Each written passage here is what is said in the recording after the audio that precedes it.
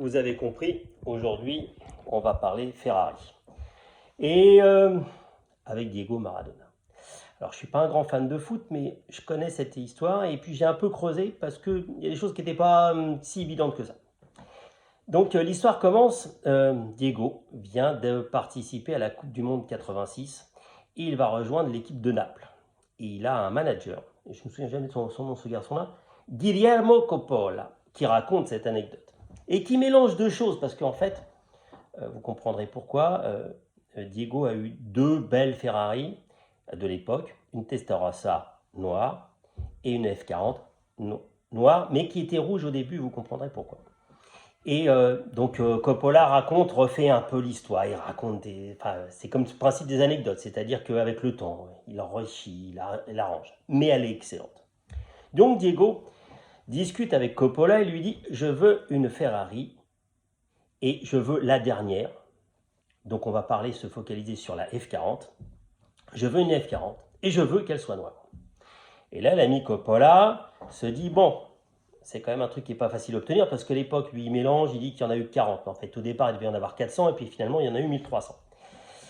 Et il se dit, bah oui, c'est pas si facile à obtenir que ça.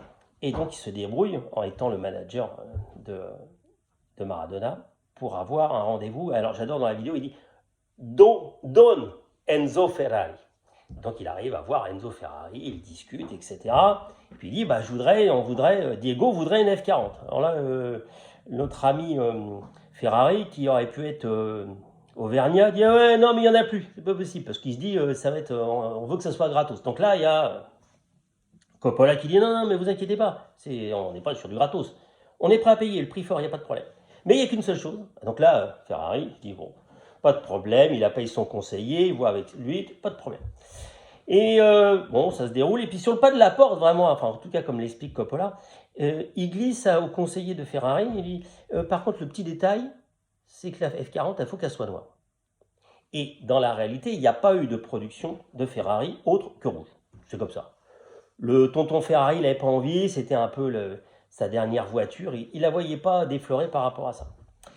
Et donc, mais comme Ferrari, il a compris que quand même les sous c'était important, il dit, ne vous inquiétez pas, on a un superbe professionnel qui est à Naples, qui peut faire la peinture pour ça, et il vous refera la peinture, il n'y a pas de souci, il n'y a pas de problème. Donc l'affaire est faite, et la voiture est fabriquée, et le jour dit, ils vont chercher avec le président je sais pas, c'est pas l'Olympique c'est le Napoli Club, excusez-moi. Donc c'est Corrado Ferlaino. Vous m'excusez de la prononciation, j'étais pas à fond là-dessus. Et le garçon, globalement, il est le président du club, mais l'ami Maradona, il calcule pas, il lui parle pas, il en a rien à faire.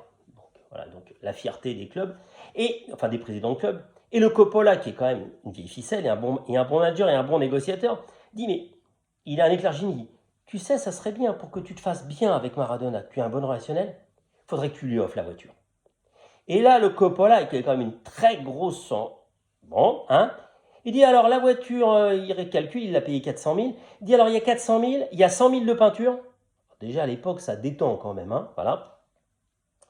Il fait le calcul, il dit mais non, la voiture, elle a coûté 1 million. Et il arrive, a priori, à vendre au président de Napoli de payer 1 million à l'époque de francs la voiture qui a été payée 400 000.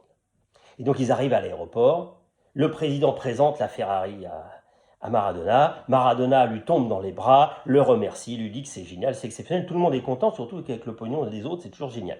Et donc la petite histoire de la petite histoire, c'est qu'en fait il y a un grand mélange de chez Coppola, et aussi quand on cherche un peu partout, c'est que même dans l'interview de Coppola, il dit la voiture a été intérieur blanc. La F40, elle n'a jamais eu d'intérieur blanc de Maradona. En fait, il a eu quasiment à la même période, juste avant, une Testarossa, qui elle était commandable en noir, qu'il avait commandée, qu'il avait fait avec un intérieur blanc, et avec laquelle il a beaucoup roulé, où il y a beaucoup de photos.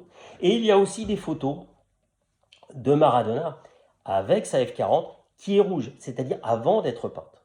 C'est-à-dire que Coppola ne dit pas, il fait croire que la voiture elle arrive noire à l'aéroport, non, elle est en rouge.